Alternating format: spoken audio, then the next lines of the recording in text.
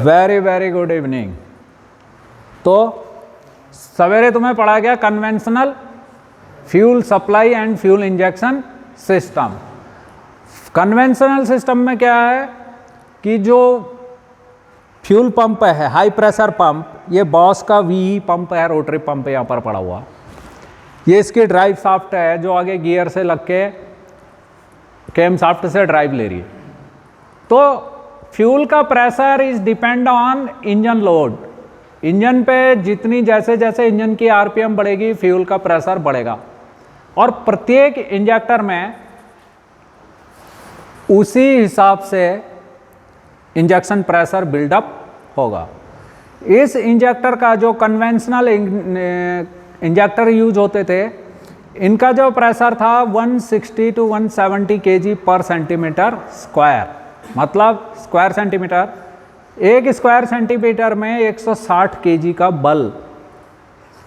Automisation कैसे होती है? फ्यूल यहाँ से जाता है लिक्विड फॉर्म में, और ये जो ऊपर होल है यहाँ पर एक और पाइप लगा रहता है, वो लीक ऑफ पाइप होता है। जो ये एक्सेस फ्यूल इसके अंदर गया है वो इस रास्ते से बाहर निकलता है। जब फ्यूल इधर से जा रहा है तो यहाँ बड़ा छेद है, आगे जाकर इसकी बॉडी के अंदर एक फिर होल है, हम इसे खोल देते हैं। ये एक ये होल है जो कि इससे अलाइंड है। यहां से फ्यूल गया और इतने छोटे से होल से निकला, ये वाले होल से, ठीक है।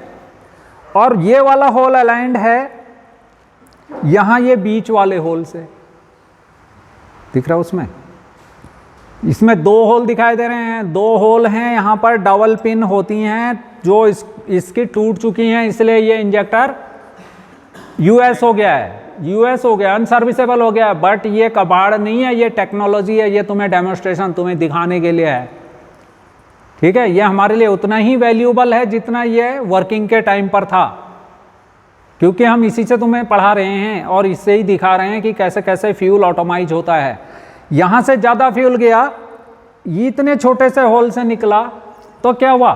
उसकी वेलोसिटी कम हो गई, वेलोसिटी डिक्रीज हो गई। जब वेलोसिटी डिक्रीज होती है तो प्रेशर इंक्रीज हो जाता है।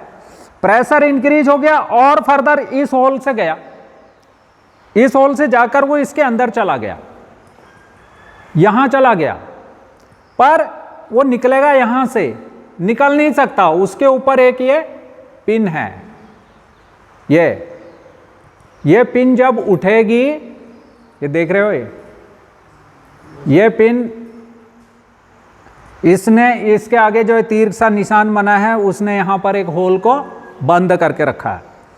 ये पिन इसके अंदर है और जो डीजल फ्यूल गया है वो छोटे से होल के रास्ते से यहां जमा हो गया है। इतनी बात समझ में आ गई? लिक्विड फ्यूल गया इधर से और इतने छोटे से होल से निकला, फिर दोबारा से इस छोटे से होल से इसके अंदर जाकर वो बैठ गया है। और ये ऐसे इसके साथ ये जो बड़ा सा होल है वहाँ ये पिन लगी हुई है, ठीक है। ये पिन ऐसे इसमें बैठी है और ये इससे इसको ये यहाँ टाइट रहती है। अब देखो ये खुलती कैसे है? इस पिन को दबा के रखा है, इसकी जो कैप को हम खोलेंगे तो यहाँ दिखाई देगा एक ये स्क्रू, ये स्क्रू है और ये लॉक नट है। इस स्क्रू के द्वारा इसकी प्रेशर एडजस्ट की जाती है। फिर हम इसे खोलेंगे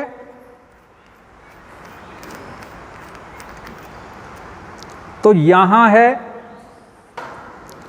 एक हाई टेंशन स्प्रिंग, दब रही है। ये 150 किलोग्राम प्रति सेंटीमीटर स्क्वायर सेंटीमीटर का जब इस पर बल लगेगा ये तब दबेगी। मैं इसको दो हाथों से भी दबाने की कोशिश करूंगा तब भी ये नहीं दबेगी। 150 किलोग्राम प्रति वर्ग सेंटीमीटर का जब इस पर बल पड़ेगा ये तभी दबेगी। समझ में आ रही बात? इसके साथ जो जिसके ऊपर ये स्प्रिंग बैठी है वो है ये स्पिंडल, ये स्पिंडल दिखाई दे रही है। यही स्पिंडल इस होल से जाकर उस पिन के ऊपर बैठी है और उसके ऊपर ये 160 केजी प्रति सेंटीमीटर, 160 से 170 केजी सेंटीमीटर स्क्वायर, लिख लो ये सारी चीजें प्रेशर। इतने दबाव इसका टेंशन है वो 160 टू 170 केजी पर सेंटीमीटर स्क्वायर सेंटीमीटर का। जब इस पर बल पड़ेगा ये तभी दबेगी। अब इसने इसको दबा रखा है।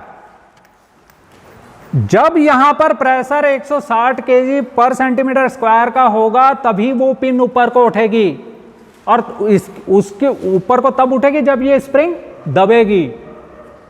जब वो स्प्रिंग दबेगी तो ये पिन ऊपर को उठेगी और यहां जो होल है इस रास्ते से फ्यूल ऑटोमाइज होकर छिड़काव होगा। जब वो फ्यूल बहुत छोटे कण से, जो आंख से नहीं दिखाई देता, इतना छोटा होल है, ये होल मुझे चश्मा लगाकर भी नहीं दिख रहा, इतना छोटा है। जब इस होल से निकलेगा फ्यूल, वह पूरा भाप की शक्ल में होगा, वो धुएं की शक्ल में होगा, वो छिड़काव होता है इंजन सिलेंडर के अंदर। क्योंकि इतना ज्यादा प्रेशर है तो वो दूर तक जाता है, इसीलिए उसको इंजेक्शन कहते हैं। इंजेक्शन मतलब जो दूर तक जा रहा है। फ्यूल का कणीकृत रूप में टूटना, लिक्विड से वेपोराइज होना ऑटोमाइजेशन कहलाता है, और उस ऑटोमाइज्ड फ्यूल का थोड़ी दूर तक जाना वो इंजेक्शन कहलाता है। अंडरस्टैंड? इतनी बातें समझ में आ गई। इस तरह से डिपेंड करता है इस इनके जो दादाजी यहाँ बैठे हुए हैं, ये फ्यूल इंजेक्शन पंप FIP, ये है VE रोटरी टाइप या डिस्ट्रीब्यूटर पंप। इसके मेकर हैं boss, invented for the life. Boss is the boss. ठीक है, सबसे ज़्यादा एक्यूरेट फ्यूल पार्ट्स, हर पार्ट, इग्निशन पार्ट, पूरे ऑटोमोटिव जो भी कंपोनेंट हैं, ये original automotive component, original equipment manufacturer हैं। ठीक है, तो इस पंप में यहां पर एक सोलनॉइड वाल्व लगाया। सोलनॉइड वाल्व का काम क्या है? जब इसको इग्निशन स्विच से करंट मिलेगा ये तभी खुलेगा, तभी इस रास्ते से फ्यूल अंदर जाएगा। इस पर सवेरे बात हो चुकी है। मतलब क्या है कि इसकी speed depend on the engine RPM, और इंजन को अलग अलग RPM पर चलना है। हमेशा फ्यूल के प्रेशर को मेंटेन करके नहीं रखा जा सकता है इस वाले सिस्टम में, कन्वेंशनल सिस्टम में। और फ्यूल को इंजेक्ट करना पड़ता है 21 डिग्री बिफोर TDC, या बहुत अच्छा इंजन बहुत बढ़िया तरीके से भी एडजस्ट कर लोगे तो फिर भी 15 डिग्री बिफोर TDC उसको इंजेक्ट करना पड़ेगा। जिस कारण से, और कंबशन के अंदर क्या प्रॉब्लम आती हैं? कंबशन के अंदर सबसे बड़ी प्रॉब्लम आती है, माचिस कहाँ चलेगी यहाँ से, जब भी कोई ज्वलन होता है तो उसमें 4 प्रक्रियाएं होती हैं। पहला डिले पीरियड। डिले पीरियड क्या है? इस रास्ते से लिक्विड फ्यूल जा रहा है और जो यहां से निकल रहा है वह निकल रहा है वेपोराइज होकर। तो जो लिक्विड फॉर्म से वेपोराइज फॉर्म में, वेपर फॉर्म में वो आ रहा है, तो वो कुछ समय ले रहा है। फिर उसके बाद है तो वो इस टिप से लेकर उस गर्म हवा तक पहुंच रहा है। डीजल इंजन में क्या होता है? सक्शन स्ट्रोक में सिर्फ हवा अंदर आती है। कंप्रेशन स्ट्रोक में जब दोनों वाल्व बंद रहते हैं, उस हवा को 2.8 मेगापास्कल कांस्टेंट प्रेशर से गर्म किया जाता है। उतनी गर्म हवा के ऊपर जब ये ऑटोमाइज फ्यूल पड़ता है वेपोराइज होकर, तो उसमें आग लगने लगती है। डीजल फ्यूल की ये C10 है। अब यहां देखो, देखा कुछ? पहले तो इसको रगड़ने में टाइम लगा, उसके बाद ये झांस से जली, फिर ये अब ये सही जल रही है, और ये अब ये देर तक जल रही है। ये 4 प्रक्रियाएं हैं। क्या हैं? जब इसको रगड़ा गया और इसने जलने में थोड़ा समय लगाया, वो हो गया लैग या डिले पीरियड। उसके बाद आग एकदम से फैली, वो हुआ अनकंट्रोल्ड कंबशन। उसके बाद ये धीरे धीरे जलने लगी, वो हुआ कंट्रोल्ड कंबशन, और देर तक जलती रही, दैट इज पोस्ट कंबशन। समझ में आ गई? 4 स्टेज हैं। ये तो ओपन है, यहां पर इतनी सारी ऑक्सीजन है, इतना बड़ा हॉल है हमारा, 100 मीटर लंबा, 50 मीटर चौड़ा, इतनी सारी ऑक्सीजन इसके अंदर है। यहां जब ये इतनी प्रॉब्लम हो रही है इसे जलने में, ये क्लोज्ड सिलेंडर के अंदर कैसे जलेगा? जहां दोनों वाल्व बंद हैं, ना हवा आ सकती ना हवा जा सकती। मैंने क्या कहा, थर्मोडायनेमिक्स ऑफ गैसेस की जितनी भी प्रोसेस हैं सारी की सारी ऑटोमोटिव इंजन में होती हैं। पेट्रोल इंजन में कांस्टेंट वॉल्यूम है, डीजल इंजनों में कांस्टेंट प्रेशर है। एडियाबैटिक दोनों प्रोसेस हैं, सक्शन भी एडियाबैटिक है, कंप्रेशन भी एडियाबैटिक है। एडियाबैटिक एक्सपेंशन है, जब पावर स्ट्रोक हो रही है तब भी वो सारे की सारी जो इंटरनल एनर्जी एक जगह पर संकुचित हुई थी, ये गैसें कंप्रेस्ड हुई थी, आग लगी, जब ज्वलन हुआ तो इन गैसों के आयतन में वृद्धि हुई, उन्होंने प्रेशर डाला पिस्टन हेड के ऊपर, उसने पिस्टन हेड को, वो एनर्जी एक्सपेंड हुई और उसने पिस्टन को नीचे को धकेल दिया।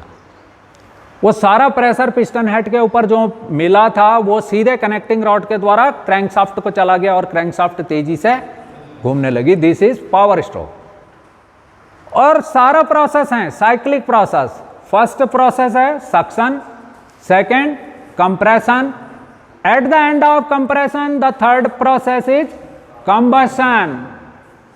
कंबशन के बाद जो आयतन में वृद्धि हो रही है उससे फिर एक्सपेंशन, जिसको पावर स्ट्रोक कह देते हैं, उसके बाद एग्जॉस्ट।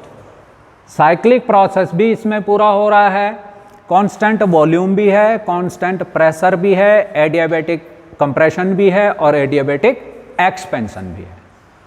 थर्मोडायनेमिक्स ऑफ गैसेस की सारी प्रोसेस इंटरनल कंबशन इंजन वाले उसमें एक तो बिफोर टीडीसी डालना पड़ रहा था।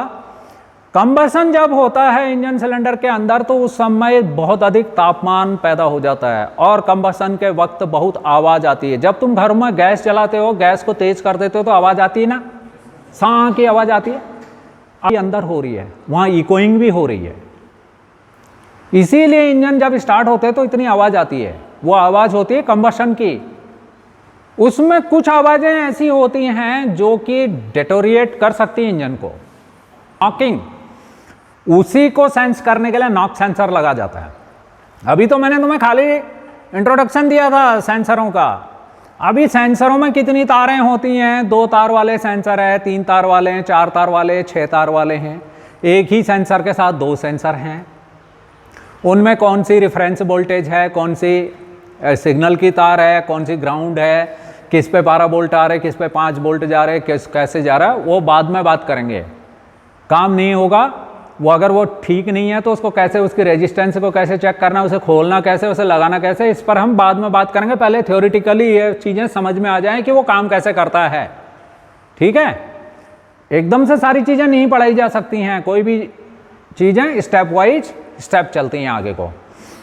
तो जब बहुत सारी, एक तो लेट तक उसको 21 डिग्री बिफोर टीडीसी ऑटोमाइज करना पड़ रहा था और कम प्रेशर के कारण ऑटोमाइजेशन भी ठीक नहीं हो रही थी। यानी जितना फ्यूल इंजेक्ट हो रहा था वह पूरी तरह से जल नहीं पा रहा था और नहीं जल पाने के कारण, अनकंट्रोल्ड कंबशन के कारण NOx का उत्पादन होता है, पर्टिकुलेट मैटर्स का उत्पादन होता है, सूट पार्टिकल्स का उत्पादन होता है, इंजन में बहुत ज़्यादा आवाज़ें आती है और वायुमंडलीय प्रदूषण होता है। तो जैसे जैसे टेक्नोलॉजी आगे को बढ़ती गई, प्रदूषण का मुख्य जो सबसे बड़ा सोर्स है वो है इंजन से निकलने वाली एग्जॉस्ट गैसेस। 60% पोल्यूशन करता है एग्जॉस्ट सिस्टम। जो इंजन के अंदर जो भी फ्यूल जल रहा है उसके अंदर क्या क्या है? कार्बन मोनोऑक्साइड है, कार्बन डाइऑक्साइड है, नाइट्रोजन के ऑक्साइड से हैं, अर्धजले हाइड्रोकार्बन से हैं, उसके अंदर पर्टिकुलेट मैटर्स हैं, डीजल इंजन में पर्टिकुलेट मैटर्स हैं, सूट्स हैं, सूट पार्टिकल्स। तो इनको कैसे कम किया जाए, इस पर जब रिसर्च हुई तो एक नया सिस्टम डेवलप हुआ, उसका नाम है CRS, कॉमन रेल सिस्टम। अब इसमें क्या करा कि जो ये पुराना कन्वेंशनल पंप था ये इंजन के आरपीएम से ही कंट्रोल्ड था। जितना इंजन का आरपीएम जितना ज़्यादा बढ़ेगा इसकी भी स्पीड बढ़ेगी। अभी जो मॉडर्न CRS है वो इससे इंडिपेंडेंट है। इंजन चाहे लो स्पीड में चल रहा है चाहे हाई स्पीड में चल रहा है, तो क्या हुआ, इसमें बहुत ज़्यादा चेंजेस हुए। सबसे उसको हम यहाँ पर देखते हैं। यह फ्यूल टैंक उसी तरह का है जैसा कन्वेंशनल सिस्टम में होता है। फ्यूल टैंक मतलब डीजल टैंक जिसमें कि डीजल भर के रखा जाता है। इसी के अंदर एक इलेक्ट्रिक मोटर लगी हुई है, जो पंप है, लो प्रेशर पंप जिसको बोलते हैं, वह टैंक के अंदर ही है। इस सिस्टम में बहुत ही प्रेसाइज्ड कंपोनेंट हैं, इसलिए फिल्ट्रेशन की बहुत ही ज़रूरत है। जो फ्यूल यूज हो रहा है वह बिल्कुल साफ हो, उसमें किसी भी तरह की गंदगी ना हो। जो हवा इंजन सिलेंडर के अंदर जा रही है वह भी साफ हो। आगे बात समझ में।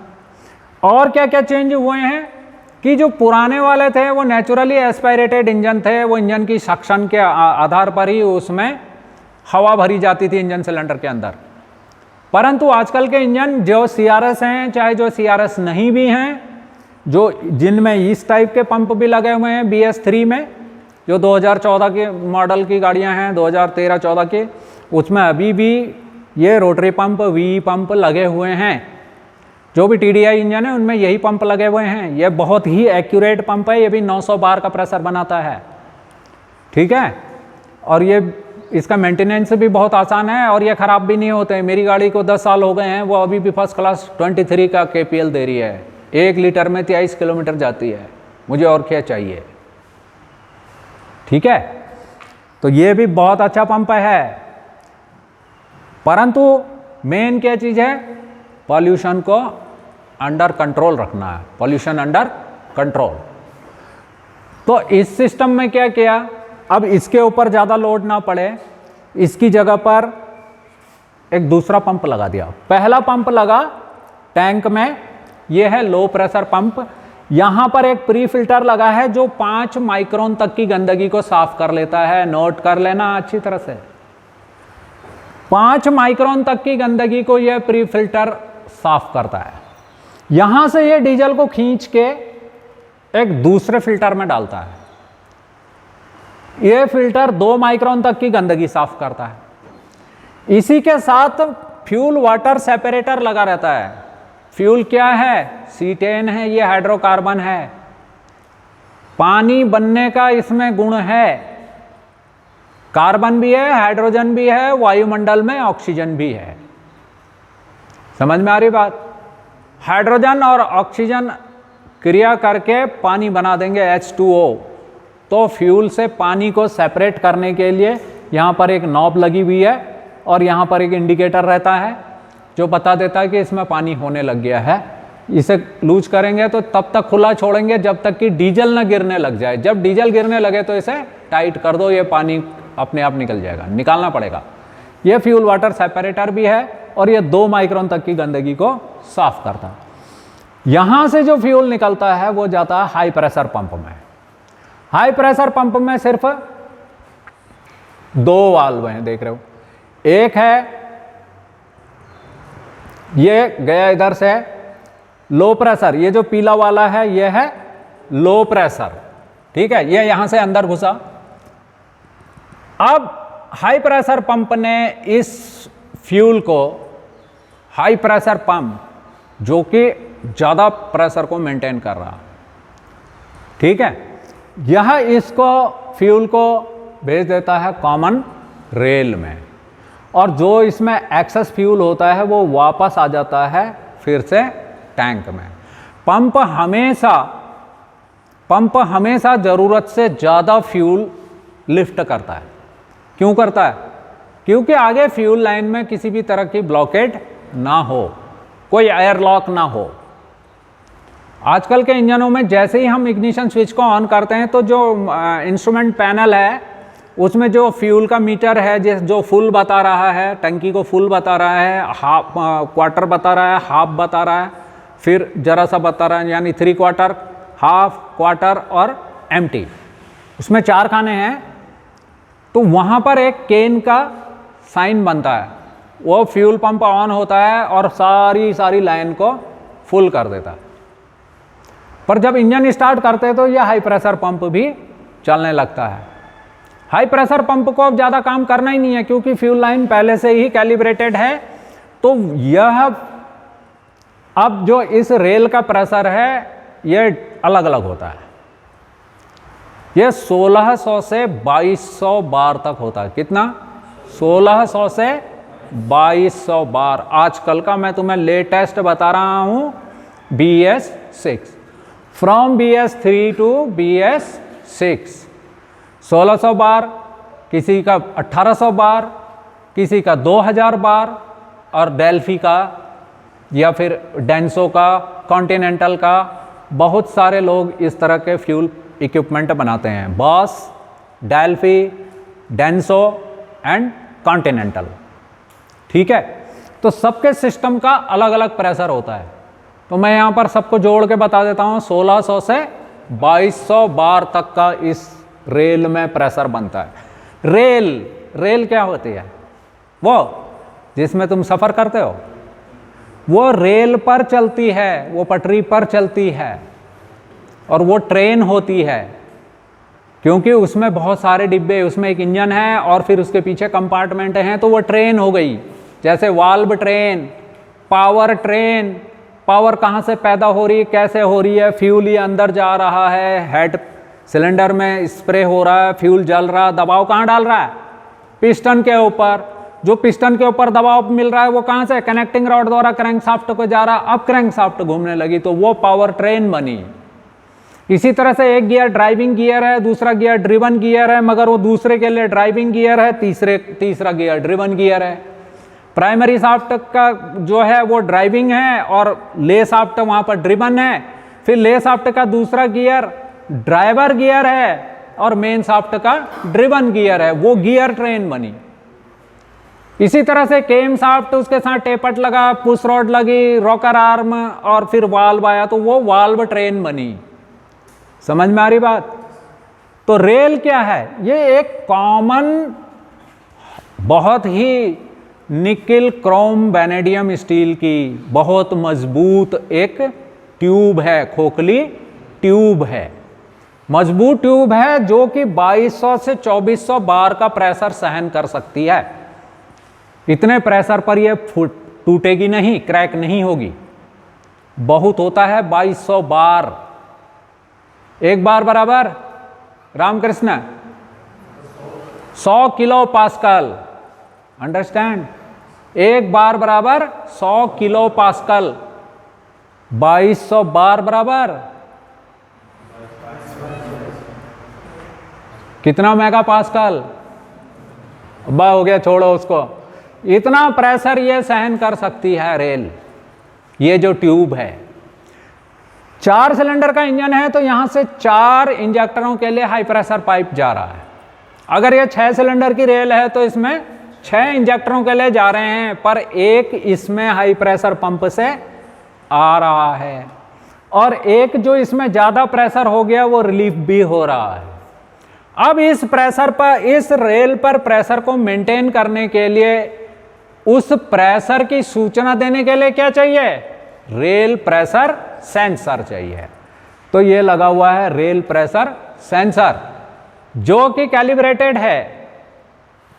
ये कितने दबाव पर कितनी वोल्टेज जनरेट कर रहा है। ज्यादातर ये जितने भी प्रेशर सेंसर होते हैं किस टाइप के होते हैं? किस टाइप के होते हैं? पीजो इलेक्ट्रिक होते हैं।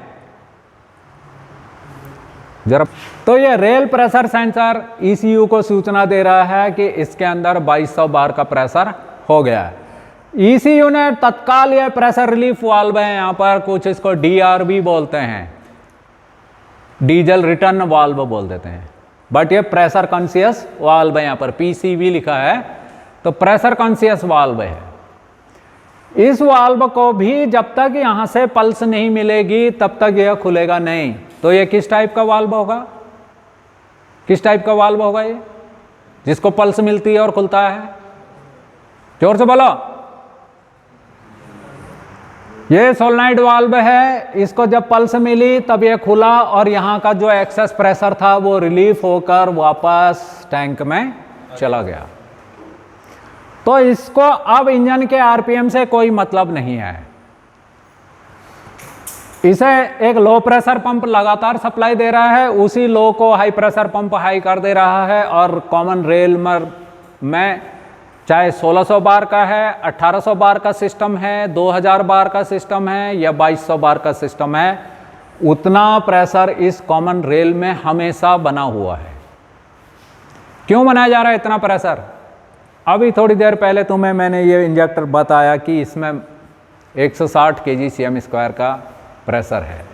मतलब 160 kg बराबर कुछ नहीं। हाई प्रेशर के कारण जब ये फ्यूल यहां से इंजेक्ट होगा, ये और बढ़िया ऑटोमाइज होगा। अब इसमें जब ये पूरा सिस्टम इलेक्ट्रॉनिकली कंट्रोल्ड है, तो ये वाला इंजेक्टर इस टाइप का नहीं है। क्लियर है? ये इस टाइप का इंजेक्टर नहीं है। इसकी जगह यह सोलोनाइड इंजेक्टर हो सकता है और यह पीजो इलेक्ट्रिक इंजेक्टर हो सकता है। जो पियरे ब्रदर्स थे, जैक क्यूरी, और उन्होंने इस पीजो इलेक्ट्रिक क्रिस्टल पर बहुत काम किया था। पीजो का मतलब है ग्रीक स्क्वीजिंग। जब पीजो इलेक्ट्रिक क्रिस्टल पर दबाव दिया जाता है तो वह विद्युत धारा उत्पन्न करते हैं। इसका सबसे बढ़िया प्रयोग मैंने तुम्हें 1000 बार बताया, जो घरों में गैस लाइटर है, उसको जब दबा रहे हैं तो दबाने के कारण वो एक वोल्टेज सिग्नल जनरेट कर रहा है, जिसके कारण एक चिंगारी पैदा हो रही है और वो गैस को जला रही है। उसके अंदर कोई शेल नहीं है, वो है पीजो इलेक्ट्रिक क्रिस्टल। ये प्रकृति में पाए जाते हैं, वैसे भी बनाए जाते हैं, लैब में भी बनाए जाते हैं। परंतु एक ये होता है पीजो प्रभाव। जब इसको दबा के ये विद्युत धारा दे रहा है तो वह है पीजो प्रभाव। पर जब पीजो इलेक्ट्रिक क्रिस्टल्स को पाइलअप कर देते हैं, 10, 15, 20, 100 पीजो इलेक्ट्रिक क्रिस्टलों को एक के ऊपर एक रख दिया और वहां से 2 इलेक्ट्रोड लगा के इन्हें वोल्टेज सिग्नल दी जाती है, तो ये वाइब्रेट करते हैं। ये कहलाता है इनवर्स पीजो इलेक्ट्रिक इफेक्ट। जब ये वाइब्रेट करते हैं तो अभी तुम्हें इसे खोल के दिखाया था, वो स्पिंडल ने, एक स्प्रिंग ने इसको दबा के रखा है। स्प्रिंग का अपना इनर्शिया फोर्स है, वो कभी खुलेगी कभी नहीं खुलेगी, और बार बार दबने से खुलने से उसका टेंशन वीक हो सकता है, पर इनका नहीं हो सकता। ये एकदम से दबा के रखते हैं। इस टाइप के इंजेक्टर्स में यहाँ पर एक कॉइल होती है और एक उसके साथ स्पिंडल होती है, नीचे एक 1.37 mm की बॉल होती है और वो उस होल को बंद करे रहती है। जब यहां से इसको वोल्टेज सिग्नल मिलेगा तभी सोलोनाइड के अंदर क्या होती है, एक कॉइल और एक स्पिंडल। वो स्पिंडल जब उठेगी तो वो बॉल फ्री हो जाएगी। तो जो फ्यूल का प्रेशर यहाँ से है, चाहे 1600 बार का है चाहे 1800 बार का है, वो एक रास्ते से तो ये ए होल से अंदर गया है, या ए होल और जेड होल होते हैं, इसको मैं अलग से एक क्लास लूँगा इसकी। तो कुछ फ्यूल इस रास्ते से चला जाता है और बाकी फ्यूल जो नीचे गया था, जितना प्रेशर यहाँ पर था उतना ही प्रेशर यहाँ पर भी है। अब वो बॉल ने उसको रास्ता रोक रखा है और इधर जो सुई दिखाई थी तुम्हें, वो सुई ने ये वाला रास्ता बंद कर रखा है। वो नीडल है, उस नीडल ने ये वाला रास्ता बंद कर रखा है। पर अब यहाँ से सोलेनॉइड की स्पिंडल उठ गई तो वो फ्यूल का प्रेशर क्या करता है, फिर एक स्पिंडल को उठा देता है ऊपर को, और फ्यूल इस रास्ते से इंजन सिलेंडर के अंदर इंजेक्ट हो जाता है। इससे बहुत अच्छी ऑटोमाइजेशन प्राप्त होती है। जो ऑटोमाइजेशन का पैटर्न है, जो फ्यूल इंजेक्ट होगा वह एक इलिप्टिकल वे होना चाहिए, यानी उसका ये शेप बनना चाहिए, इस शेप का बनना चाहिए, ताकि ये इंजन सिलेंडर में, पूरे इंजन सिलेंडर में फैले और गर्म हवा पूरी की पूरी इस फ्यूल को जला दे। यदि इसका शेप ऐसा होगा, ये गलत है। इसका मतलब यह है, ये टेस्टिंग के सामने ही पता चल जाता है। इसका मतलब यह है कि ये होल कट चुका है और ये पूरा बदलना पड़ेगा। समझ में आ गई बात? इसके बहुत टेस्ट होते हैं, 2-3 टेस्ट होते हैं। उस पर बाद में बात करेंगे। अब इसका फ़ायदा क्या हुआ, ये सब करने का फ़ायदा क्या हुआ, पूरा लेआउट समझ में आया। टैंक के अंदर एक लो प्रेशर पंप है जो इलेक्ट्रिकली ऑपरेटेड है। यहाँ पर एक प्री फिल्टर लगा हुआ है जो 5 माइक्रोन तक की गंदगी को साफ करता है, या जैसे इग्निशन स्विच ऑन करते हैं पूरे लाइन को कैलिब्रेट कर देता है। जैसे इंजन को स्टार्ट करते हैं, हाई प्रेशर पंप इस प्रेशर को हाई करके कॉमन रेल में भेज देता है। कॉमन रेल में जो प्रेशर है वो एक्सेस हो गया, वहाँ पर कॉमन रेल प्रेशर सेंसर लगा हुआ है जो इसकी सूचना ECU को देता है, और ECU तत्काल एक प्रेशर रिलीफ वाल्व को कमांड सिग्नल देकर इसे खोल देता है और एक्सेस फ्यूल वापस टैंक में आ जाता है। अब जब इंजन स्टार्ट होता है, सारी कहानी अब है, जब इंजन स्टार्ट हो गया, इंजन को स्टार्ट करते समय कितना डिग्री सेंटीग्रेड पर, कहाँ पर फ्यूल का इंजेक्शन करना है। Fuel injection is depend on 3 variables.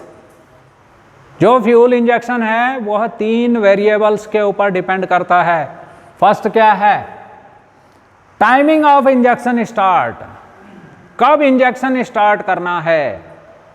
ये वाले इंजेक्टर जो पुराने वाले थे, जैसे ही 21 डिग्री बिफोर TDC स्टार्ट हो जाते थे, अब इससे पूरे उसको कंट्रोल कर लिया गया। अब जब इंजन आइडल कर रहा है तो वहां पर 2 डिग्री बिफोर TDC स्प्रे होता है। उसके बाद एक मेन इंजेक्शन होता है। अब ये इंजेक्टर जो है 3, 4, 5, 6, 7 से 15 बार तक इंजेक्ट कर सकता है।